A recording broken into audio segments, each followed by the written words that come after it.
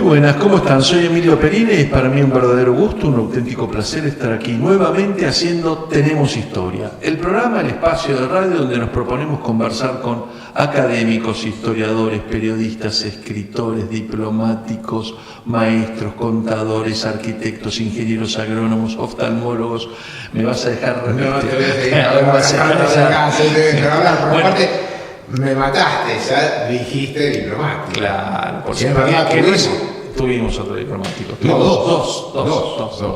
Digamos, un espacio donde no importa la profesión que uno tenga, pero si ha hecho algún tipo de trabajo o investigación sobre la historia, porque acá entendemos que la historia es de todos y no pertenece a una secta, bueno, nos ayuda a comprender de dónde venimos, cómo llegamos a ser lo que hoy somos, cuál ha sido el recorrido que ha tenido este bendito país para llegar a ser lo que hoy es, y tal vez, solo tal vez, nos da una idea de futuro, nos permite mejorar. Podríamos haber pescado algún error del pasado. También, siempre eso es una enseñanza. Y si no sirve para nada eso, como nos gusta decir con mi amigo Omar López Matos, quien ya saludó, nos entretenemos un rato y aprendemos cosas, ¿no? La verdad que acá aprendemos casi todos los programas. Siempre aprendemos alguna cuestión nueva.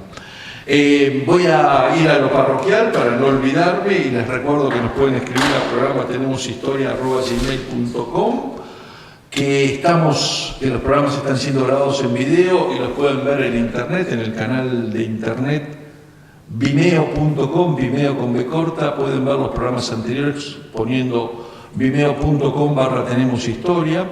Además, en esta temporada, desde hace un tiempito, estamos en YouTube, gracias a un cambio que ha hecho esa red social que permite cargar programas de mayor peso. Y también nos pueden buscar a través de Facebook. Allí ponen facebook.com/tenemoshistoria o recurriendo al Facebook de Olmo Ediciones, que los remite al programa. Bien, Omar, el programa de hoy, la verdad, es un tema más que interesante y que daría para mucho. Exactamente, ¿no? Sí. Hablar de la diplomacia en la Argentina, de las relaciones exteriores de la Argentina. Le vamos a dar la bienvenida a nuestro invitado de hoy, el embajador José Sanchís Muñoz. Es abogado, egresado de la Universidad de Buenos Aires con posgrado en Diplomática y Relaciones Exteriores en la Pan American University de Washington. Ha sido diplomático de carrera, ingresó en la Cancillería por concurso en 1960.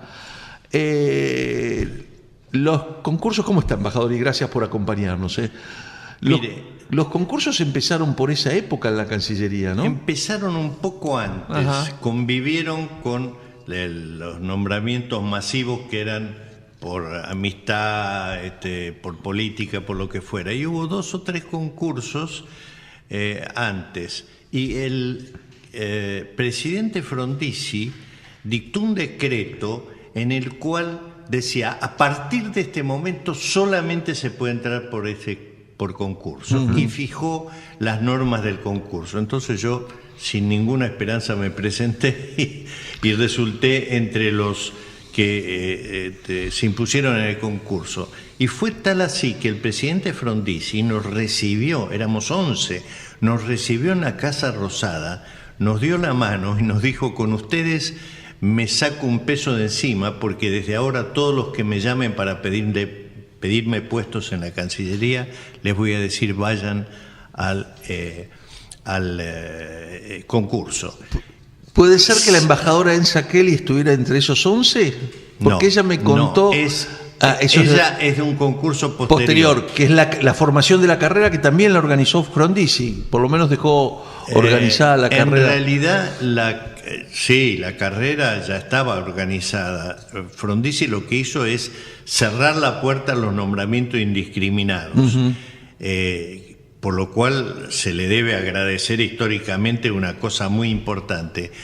Y pocos años después, el canciller Muñiz creó el Instituto del Servicio Exterior de la Nación, donde a partir de ese momento se realizaron los concursos. Bien, embajador, le voy a pedir un minutito de paciencia. Vamos a presentar los auspicios del programa y después vamos a estar conversando aquí en Tenemos Historia sobre su libro Historia Diplomática Argentina, que editó Eudeva y que es como una suerte de manual, porque en general las historias diplomáticas que existen son de 20 y pico de tomos.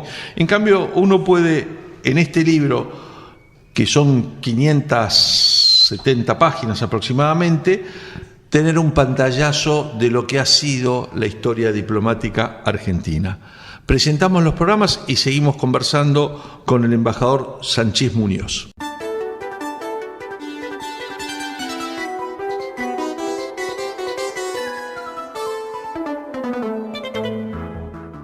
Seguimos en Tenemos Historia. Hoy nos visita el embajador Sanchís Muñoz y es a propósito de su libro Historia Diplomática Argentina que editó Eudeva. Embajador, y me contaba al comienzo del programa y me parece que es un buen, fuera de micrófono, es un buen tema para arrancar el programa. Este libro es el fruto de muchos años de trabajo, pero ¿cómo surgió el libro? ¿Se lo encargó la editorial? ¿Era una inquietud suya?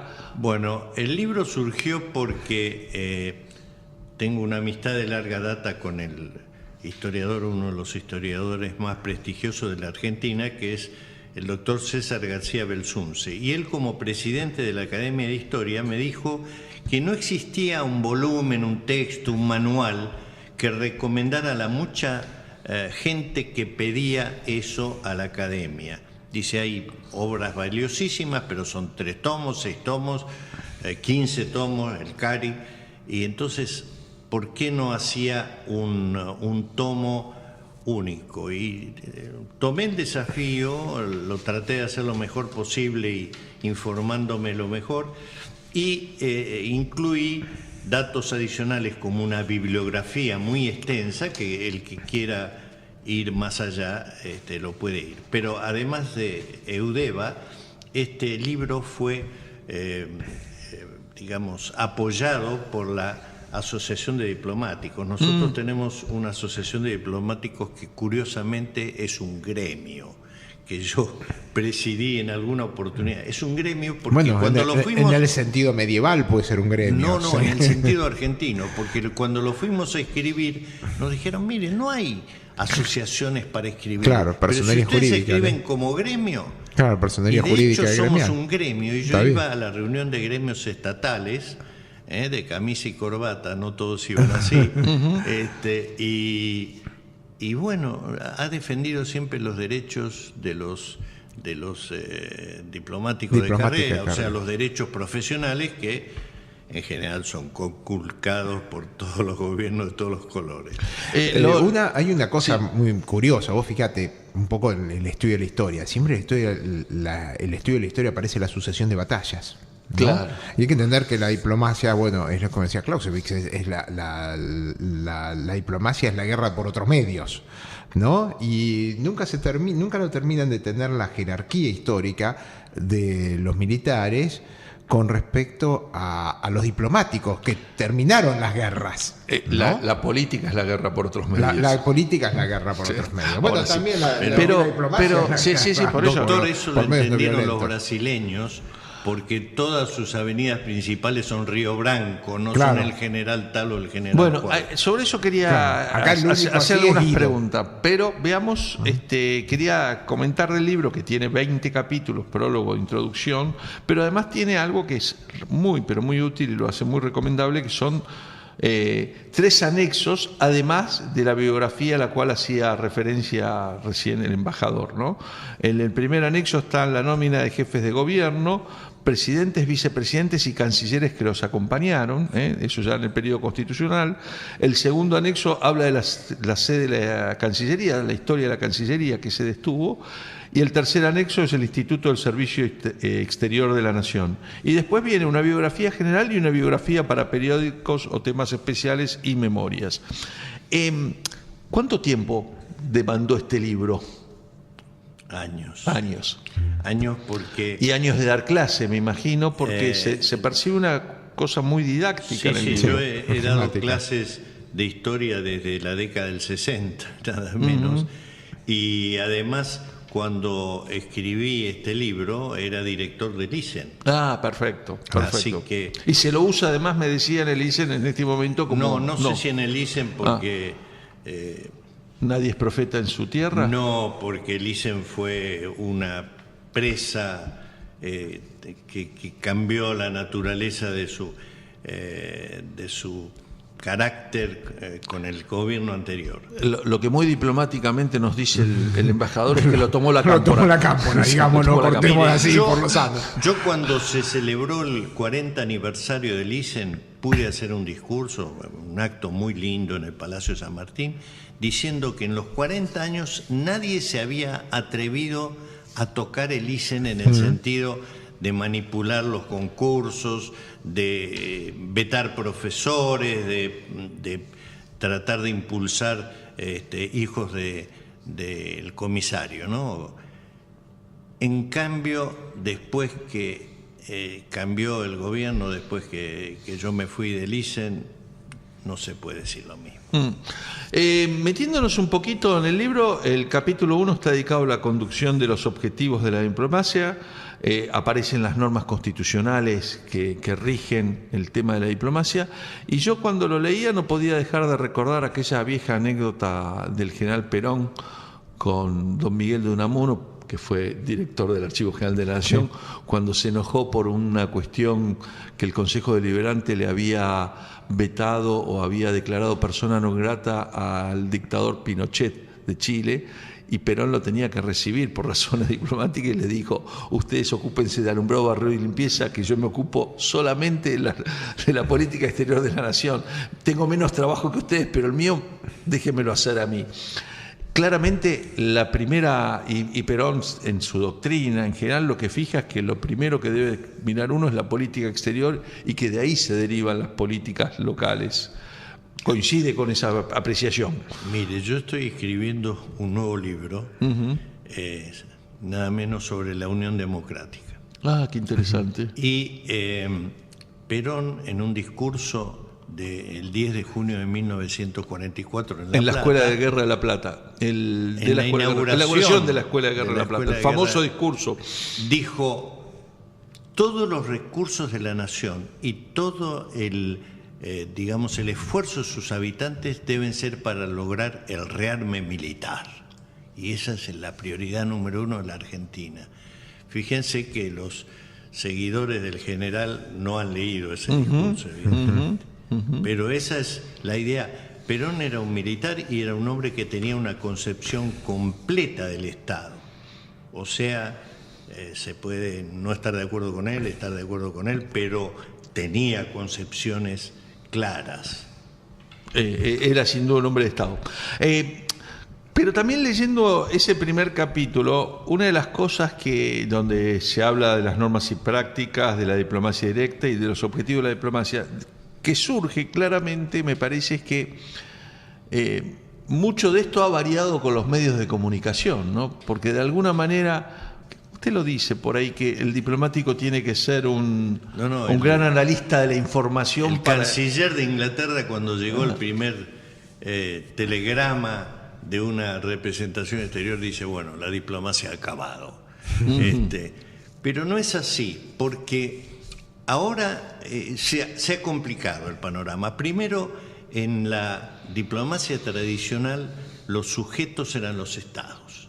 Ahora hay reuniones de Estado, asociaciones de Estado, empresas multinacionales, ONGs y hasta individuos que se pueden presentar a un tribunal internacional. Quiere decir que los sujetos del derecho internacional en lo que se refiere a la conducción de relaciones exteriores han variado terriblemente. Otra cosa que ha variado con las comunicaciones y los transportes es que antes las visitas de jefe de Estado o los viajes sucedían, sí, pero cada muerte de obispo, como se solía decir. Pero exactamente. Y ahora están las famosas visitas de alto nivel de presidentes, cancilleres, ministros de Economía, etcétera, que se han multiplicado en forma exponencial. Forma exponencial, ya que los viajes se han acortado, se han facilitado y las comunicaciones, cuando yo empecé la carrera de la Telex, ahora es Internet, etcétera. Pero todas esas reuniones tienen que ser preparadas forzosamente por diplomáticos de carrera, claro, que deben asistir para ver qué dicen estos señores que saben de lo que hablan más o menos, y después deben informar cuál fue el resultado de eso. Claro. Hubo un canciller que nos decía que una de las cosas que más apreciaban los diplomáticos era el que lo acompañaba a una reunión y después le hacía un resumen de la reunión. Y no decía banalidades como fue muy cordial o qué sé yo, que iba a los puntos. En esa reunión se trataron tales puntos y se tomaron tales decisiones. Ese tipo de cosas que no surgen a la vista de todo el mundo son lo básico de las relaciones exteriores de hoy. ¿De qué sirve que se encuentren dos presidentes y que digan vamos a aumentar nuestra coordinación estatal, acuerdos culturales o comerciales o lo que sea, si no hay un seguimiento de eso? Y habitualmente cuando se hacen esas reuniones, sean bilaterales, multilaterales o las la cooperación hispanoamericana, las reuniones, etcétera, etcétera, que uno ve 20, 30 jefes de Estado, las cuestiones a tratar ya están cerradas antes de la reunión, ¿no? Sí, generalmente hasta se tiene el borrador. Se tiene el borrador de la declaración final. Claro.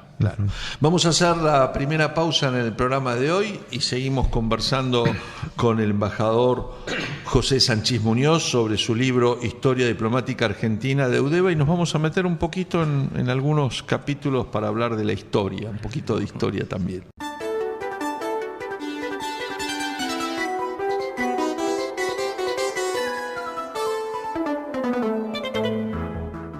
Seguimos en Tenemos Historia, hoy con la visita del embajador José Sanchís Muñoz. Historia Diplomática Argentina es lo que estábamos viendo, lo editó Eudeva. Les recuerdo también que nos pueden escribir al programa tenemoshistoria@gmail.com, que me pueden encontrar en Twitter @EmilioPerina, y que los programas están siendo grabados en internet y los pueden ver tanto en YouTube como en el canal Vimeo con vimeo.com, allí ponen vimeo.com/tenemoshistoria. Embajador, en el bloque anterior usted hizo una referencia que yo la tenía como una de las preguntas y comparaciones para hacer, y que es esta cuestión de que desde el comienzo, primero el Imperio del Brasil y después la República del Brasil, han tenido por la cuestión diplomática, tal vez una herencia de Portugal, una preferencia y un orden que nosotros no hemos sabido tener. La Escuela de Río Branco no cambia con los vaivenes políticos y sus embajadores están considerados entre los mejores preparados del mundo, ¿no? Bueno, ¿Esto es así en su visión también? ¿Qué podemos hacer para mejorar? Es y no es. Porque como director del ISEN, yo fui varias veces a Brasilia, al Instituto Río Branco, y mandábamos nuestros mejores alumnos a hacer una pasantía larga en Brasilia y a sus mejores alumnos en Argentina, en nuestro ISEN. Y los alumnos argentinos nos decían, los profesores de Río Branco y los embajadores que hemos conocido y los diplomáticos que tratamos son de primer nivel, pero no son mejores que los nuestros. Ajá, bueno.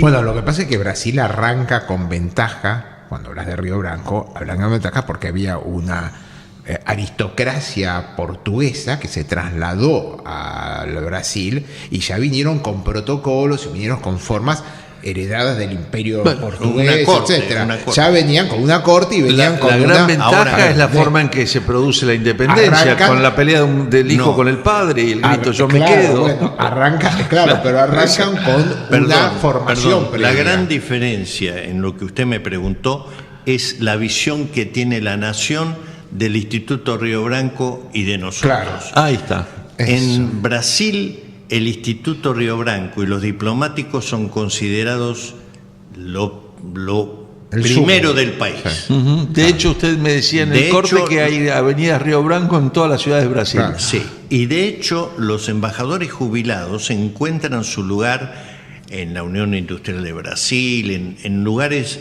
donde se aprovecha su experiencia, sus conocimientos. Los embajadores jubilados de Argentina, en el mejor de los casos, son académicos o se dedican a alguna actividad intelectual. Pero Brasil tiene mucho respeto por la carrera diplomática.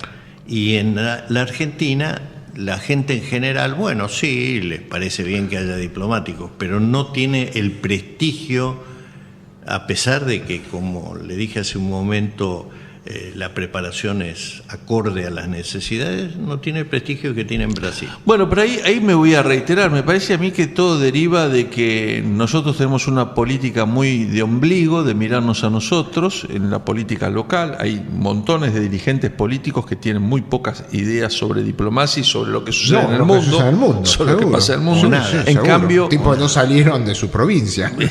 Insisto, la primera política siempre es las relaciones exteriores, que esa determina a todas las demás. Y también pasa algo parecido con la historia, ¿no? Es decir, cuántos errores no se cometerían si se conociera historia, y un poco el objeto de este libro del embajador Sánchez Muñoz es ese, ¿no? ¿Cuál sería nuestro primer diplomático importante a partir del momento en que empieza el proceso de la independencia y que nos empezamos a formar como nación? Mire, más que hablar del primer diplomático importante, quiero hacer una reflexión que la he hecho en otras oportunidades. Es notable que un trámite hoy día tarda semanas, meses y años. La Revolución de Mayo fue el 25 de mayo y entre esa fecha y diciembre ya se habían mandado enviados a Europa, a los países vecinos, sí. Incluso se enviaron a Estados Unidos. Uh-huh. O sea, la iniciativa que tomó la Junta de Mayo fue increíblemente rápida y eficaz. Uh-huh. Y una idea de integrarse a lo que sucedía al mundo. Bueno, uno de los diplomáticos que iba a ser más brillante sin duda era Mariano Moreno, que se malogró con su muerte en el barco, uh-huh. Pero la Junta enseguida tomó eso como prioridad y empezó a mandar a Chile, claro, tenían sus ideas, al representante de la corona española en Río, uh-huh. A la corte portuguesa, a Estados Unidos mandaron. Ahí fue el Thompson, el esposo de Mariquita. Sí, que murió en Estados Unidos. Y a Europa mandaron a varios países. Sí. Es decir, enseguida la Junta vio la necesidad de lograr el apoyo externo para la evolución de la política argentina. Uh-huh. Pero y si tuviéramos que elegir un diplomático de esa época, ¿cuál tomaríamos como el modélico o el más importante? Es muy difícil decir. Uh-huh. Yo creo que el mismo Guido y el hermano de Mariano Moreno, Manuel Moreno, se llegaron a Londres sin las credenciales que llevaba el difunto uh-huh. Secretario de la Junta, y aún así se las arreglaron para lograr de los ingleses ciertas seguridades y para contrarrestar la acción de la diplomacia española o de otra naturaleza, porque en el suelo americano se jugaban intereses también europeos, así uh-huh. que había que tener mucho cuidado a dónde uno se dirigía, porque los franceses querían una cosa, los españoles otra, los ingleses otra. Bueno, sí, el momento de nuestra independencia, como lo hemos dicho en el programa más de una vez, Omar, se da en el contexto de una pelea entre tres imperios, el francés, el inglés y el español, ¿no? Pero uno viendo la nómina de secretarios de Relaciones Exteriores 1822-1853, que figura en la página 529 del libro, donde aparece primero Rivadavia, después Manuel José García, sí. 2 veces consecutivas, aparece Francisco de la Cruz Dorrego, pero el que más aparece me parece que es Tomás Guido, precisamente, a quien se ve que periódicamente lo llamaban cuando había algún... Y Tomás Guido tuvo que arreglar el tema del acuerdo con Brasil, claro, por la cual íbamos a perder Uruguay, uh-huh, de la mejor manera que pudo, uh-huh, porque García había entregado el Uruguay y la isla de Martín García a los brasileños. Uh-huh. Por orden de Rivadavia. Sí, él cumple las órdenes de Rivadavia. Después Rivadavia dice que no. Después Rivadavia dice que no y tiene que renunciar. Bueno, también se armó un escándalo sucesivo, que no todo el mundo lo conoce, que es un escándalo que desencadena a Dorrego porque denuncia que Rivadavia estaba en tratativas por las minas de Famatina y que quería cobrar 50.000 libras esterlinas. Ese es el golpe de gracia final. Bueno, es que viene a colación, porque a veces tenemos toda esta historia de que los demás eran santos y que el argentino medio se demoniza en estos últimos años.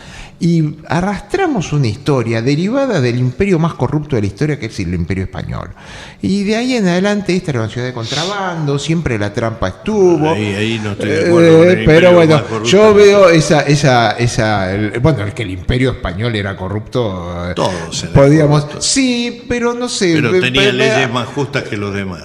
Pero tenía de todo el tema de los validos, los reyes que dejaban hacer, los virreyes que enviaban acá y que la idea del juicio de residencia. La idea del juicio de residencia, porque decían, estos algo se van a llevar. Y no podían nombrar parientes. Y que los nombraban. No. Los nombraban. Pero bueno, acá hubo excepciones. Bueno, y después hicieron juicios y muchos quedaron en la nada. Pero de todas maneras, está bien, podemos hablar de otros imperios corruptos, pero heredamos una infraestructura complicada y se ven. Lo que heredamos, y yo quería preguntarle, y lo vamos a dejar para el siguiente bloque por ahí como una interrogante, es un poco apego a la ley, ¿no? Aquello se acata pero no se cumple. Que aparece no solo en una cuando las leyes son ridículas. Pero eso era cuando realmente no se podía cumplir por algún motivo, y entonces lo que decían eso, pedían una revaluación de la ley para que la cambiaran y poderla cumplir. No era decir no la vamos a cumplir, tenía otro sentido. Bien, vamos a hacer una nueva pausa en el programa de Tenemos Historia y después seguimos conversando con el embajador José Sánchez Muñoz sobre Historia Diplomática Argentina que editó Eudeva aquí en Tenemos Historia.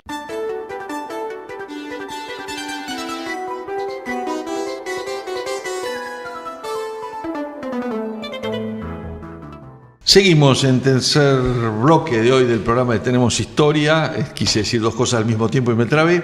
Estamos con el embajador José Sánchez Muñoz, Historia Diplomática Argentina, que editó Eudeva. Y en el prólogo, uno de los personajes que perteneció a la diplomacia y también fue un gran historiador, se menciona a Vicente Quesada, quería recordarlo. Claro.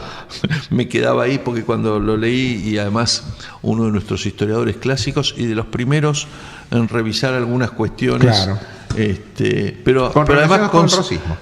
Relacionadas con el racismo. Sí, pero viniendo de una familia antirracista y con documentación, no como hacen otros ahora que lo hacen sin documentación, digamos, ¿no? Pero quería preguntarle, embajador, sobre, la primera etapa de lo que va de 1810-1829, es una etapa donde básicamente se trata de establecer relaciones, después se trata de conseguir el reconocimiento de la independencia, después del 9 de julio de 1816, está el tema de la guerra del Brasil. ¿Cómo podríamos definir la segunda etapa, cuando ese Estado un poco entró en crisis y la provincia de Buenos Aires asume la representación de las relaciones exteriores de todo el país, ¿no? Bueno, es una etapa que claramente las provincias, especialmente las más importantes, se consideran una especie de microestado y quieren relaciones, digamos, igualitarias entre ellas. Hay varios pactos, tanto en el bando unitario como en el bando federal, que indican que lo que querían ellos era que se respetara, aún en el bando unitario, que se respetara mucho la personalidad y los deseos de cada provincia con respecto al todo. Eso causa guerras civiles, porque unas se inclinan por una solución y otras por otra, y causa también la demora en la constitución del Estado Nacional. Ahora, mientras acá figura la figura de Arana, es esencial, porque fue el ministro de Relaciones Exteriores de Rosa durante muchos años y fue el que tuvo que intervenir en los bloqueos en los anglo-franceses, etcétera. Ahí hay una figura que no es reconocida, Arana, porque realmente tuvo el peso de la diplomacia durante 20 años. Tuvo el peso de la diplomacia durante 20 años y tuvo que enfrentar situaciones muy... Las potencias del mundo. Muy conflictivas. Pero ahí le digo, por ejemplo, en las famosas entrada de la flota anglo-francesa, pero básicamente inglesa, en nuestros ríos, Sí. las provincias como Corrientes y Entre Ríos estaban de acuerdo porque Claro. querían que les llevaran Por cosas. supuesto. Y Buenos Aires quería tener la llave de la entrada o la salida. Y de ahí Esa es la discusión durante varios años. Sigue siendo parte de la discusión. Que es la misma discusión que se está dando en Europa sobre la libre navegabilidad de los ríos, digamos, ¿no? Y sobre... Sí, y que fue el hecho de que se pusieran los ingleses y los brasileños, o en aquel momento la corte portuguesa, en lograr la independencia de Uruguay para que esos ríos fueran internacionales. Claro. Y que de ahí que surgiera, que no fueran argentinos. De todas maneras, ya Artigas había firmado convenio con los ingleses para navegar el río Uruguay, ¿eh? Pero una cosa es un convenio a lo mejor bilateral y otra cosa es ya una situación de hecho. Sí. Ese río es internacional. Ahora, curiosamente, los ingleses no dejaban el San Lorenzo en Canadá ni el Yangtze en China lo dejaban navegar libremente. Bueno, el otro conflicto que nace en esa época y que está relatado en el capítulo 5, con Rosas en el poder, y la conducción de la política exterior por delegación a través de pactos de las provincias, porque en realidad es bastante extraño, pero fue una forma de solucionar una situación. Era que le decían cada año usted puede continuar. Claro, le iban renovando el ejercicio el mandato, digamos. Había toda una mise en scène porque Rosa decía que por cuestiones de salud él no iba a poder seguir, entonces ahí le pedían usted por iba favor. a mencionar la guerra del Alto Perú. Iba a mencionar eso, iba a mencionar también el tema de Malvinas, las dos cosas que suceden en ese periodo. La guerra del Alto Perú es un clásico ejemplo de la ignorancia de la gente sobre una derrota bastante vergonzosa, porque los altoperuanos llegaron hasta bien entrado el territorio argentino y se fueron porque no tenían línea de abastecimiento, pero no porque alguien les hiciera... desde el poder central no se mandaron refuerzos, las provincias no pudieron defenderse, y si no fuera porque los chilenos derrotan a Santa Cruz en Yungay, sí. No sabemos dónde llegaban. ¿Dónde estaría el límite norte de la Argentina? Es decir, cuando perdimos Tarija pudimos perder mucho más que Tarija. Exactamente. Pudimos perder hasta Tucumán. La resistencia justamente venía por Heredia, el gobernador tucumano, que es el único que le hace frente a las tropas bolivianas, casi con un apoyo muy escaso del gobierno nacional. Del gobierno de Rosas, digamos, no había gobierno nacional. No había gobierno nacional y ahí te aparece... De Rosas, que un año más tarde, o 2 años más tarde, cuando peligra su posición, porque Lavalle está haciendo en el interior del país, ahí no duda en mandar 10.000 soldados a las órdenes de un expresidente uruguayo que era Uribe. ¿No? Entonces, bueno, y tenés el otro ejemplo. Cuando peligraba su espalda, ahí apareció la plata. Cuando Tarija la podemos perder y somos tan grandes que podemos ceder un poquito de territorio. Esa fue lamentablemente la posición. Hay un libro muy interesante que es la correspondencia entre Quiroga, López y Rosas. Claro. De Enrique Barba, ¿no? No, es un libro de la correspondencia. Y se ve muy claramente que Quiroga y López tenían una concepción de constituir la nación sobre la base de una constitución, sí, seria e institucional. Y Rosas no tenía esa. Bueno, es que es la discusión hasta Caseros. Y después de Caseros. Es que ese es el punto que aparece tanto en este conflicto de la guerra del Alto Perú y la pérdida de Tarija, como lo que mencionamos antes de los conflictos con los anglo-franceses.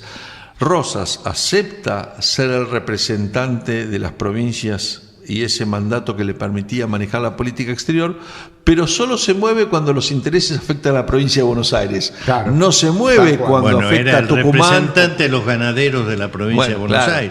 Claro. Y además, a pesar de sus conflictos, era pro-británico 100%. 6 meses de luto por la muerte del príncipe de Gales y 0 por la muerte de San Martín. Y no se acordó que le había donado el sable en ese momento. Y Malvinas, porque también es otro issue, no es otro tema.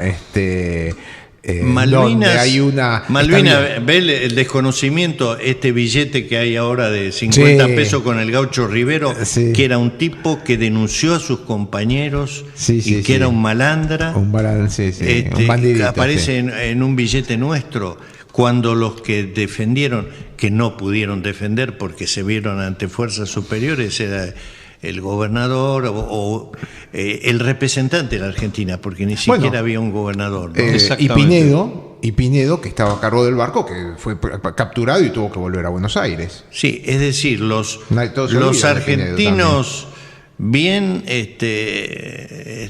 se mostraron a la altura de las circunstancias, hicieron lo que pudieron, pero el gaucho y sus amigos, ¿no?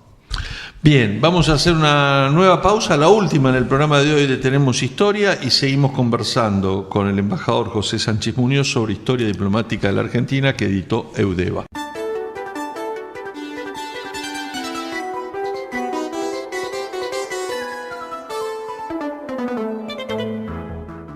Soy Emilio Perina, estamos en Tenemos Historia, hoy con la visita del embajador José Sánchez Muñoz, Historia Diplomática Argentina, editó Eudeva, y este es el último bloque del programa de hoy, pero vamos a hacer otro programa donde vamos a elegir hablar de algunos temas como la Guerra del Paraguay, la Primera y la Segunda Guerra Mundial, para poder hacer un repaso más completo, que en un programa es imposible incluir todo lo que se trata en este libro.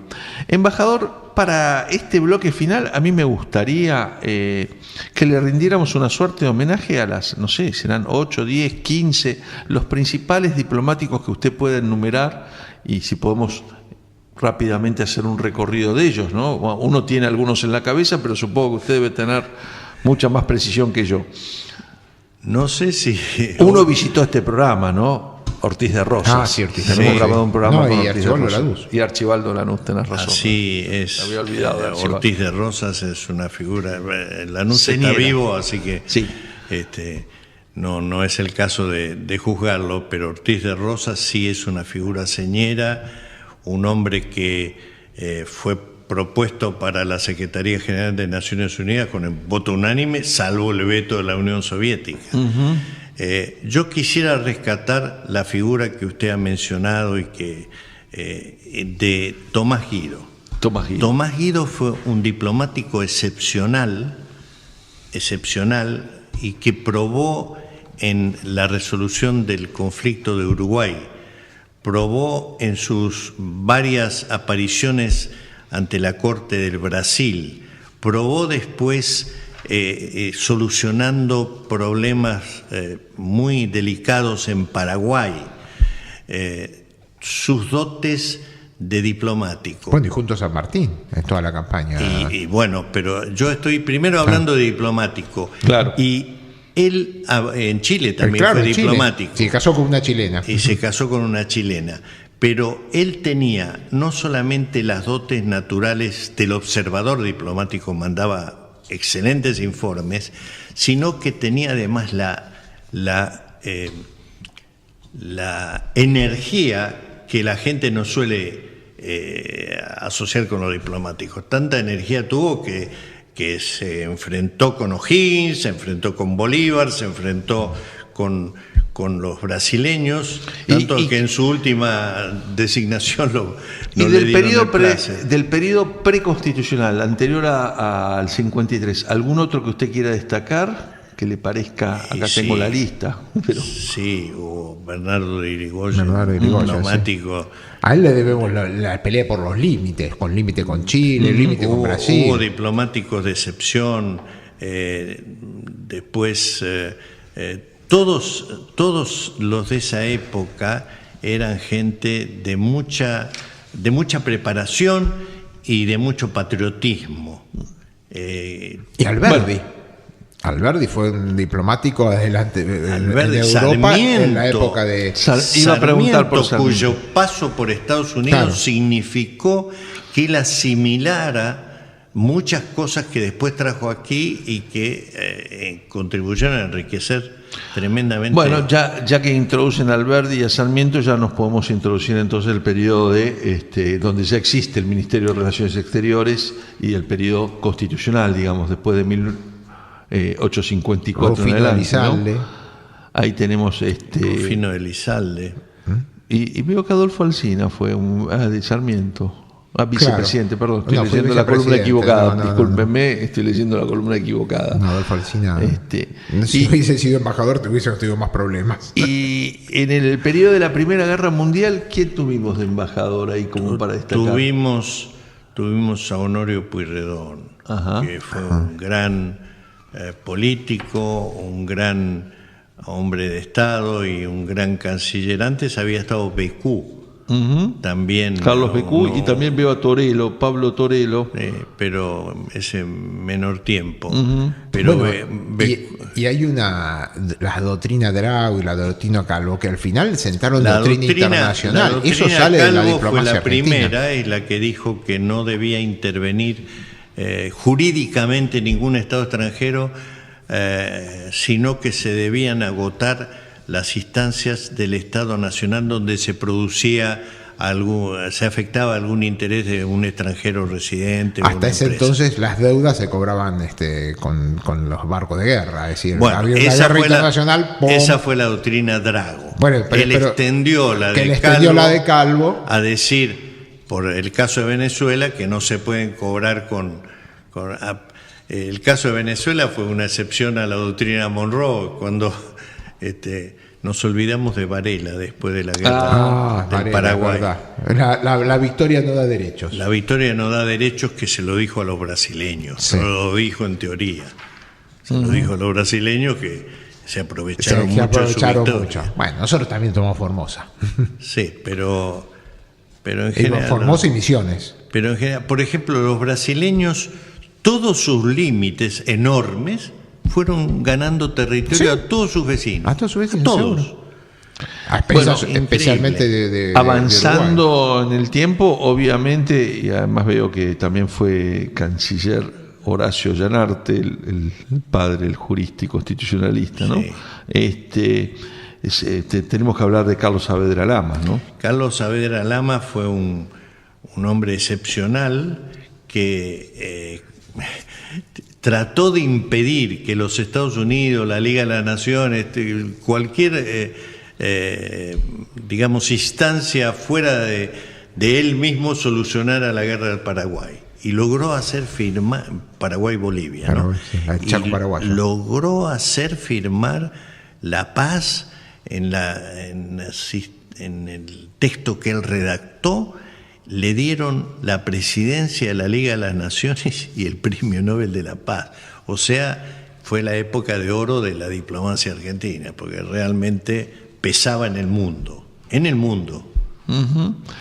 Sin embargo, tiene un conflicto con Justo, porque Justo que creía, en realidad las órdenes habían emanado del presidente Justo. Exactamente. De hecho, cuando le dieron el premio Nobel, que se lo dieron acá en la casa, creo que había por Alvear o por Quintana, sí. La familia Saavedra Lamas, Justo no fue. No. No quiso porque saber Justo nada. creía que se lo debían dar a él. Exactamente, Justo creía que se lo debían dar a él porque la orden salió de él en última instancia. Pero capaz que tenía razón. Pero el que hablaba en la Liga de Naciones y se enfrentaba con los negros. Bueno, y aparece un diplomático que además fue vicepresidente después, que es Julio Argentino Roca Hijo. ¿Hay algo para destacar de Roca?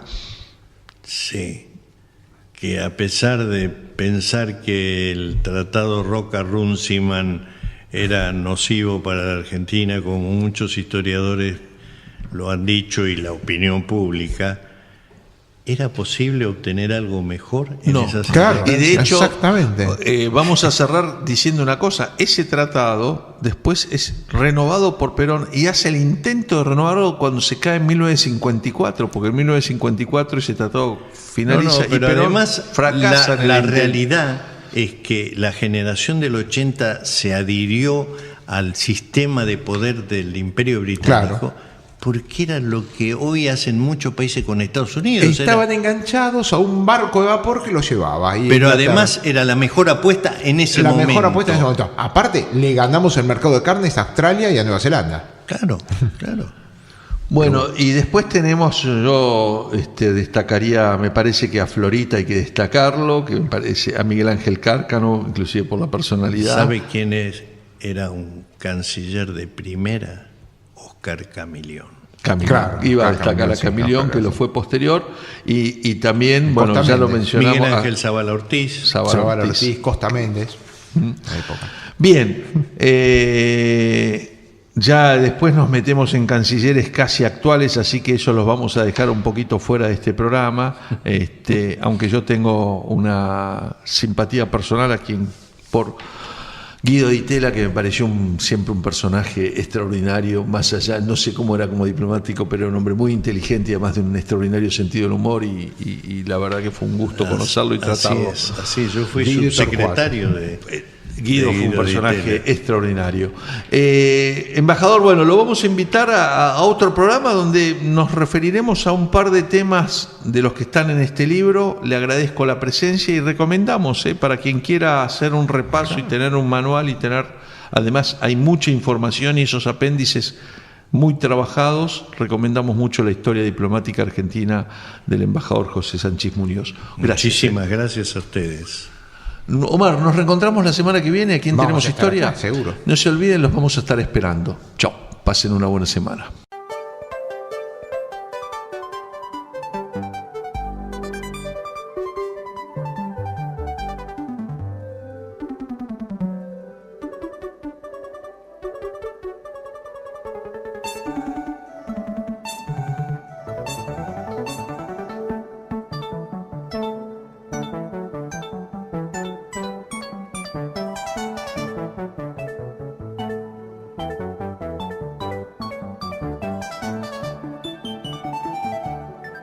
Thank you.